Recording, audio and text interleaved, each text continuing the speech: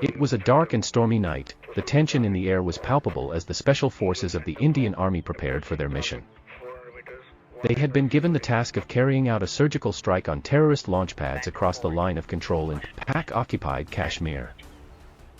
In response to the terrorist attack on an Indian Army base in Uri just a few days earlier, the soldiers moved out under the cover of darkness, their hearts heavy with the weight of the responsibility they bore.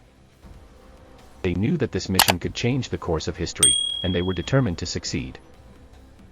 As they infiltrated across the lock, the soldiers were met with intense resistance. The terrorists were heavily armed and had been alerted to the Indian troops' presence, but the special forces pressed on.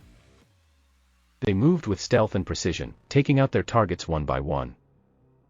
The operation was over before the break of dawn, but the damage had been done.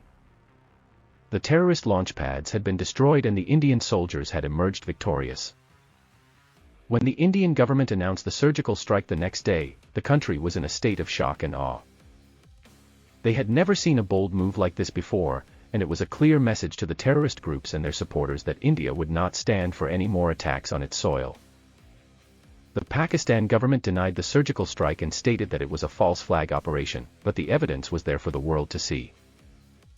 The surgical strike had been a success, and it had sent a powerful message that India would not be intimidated by terrorism.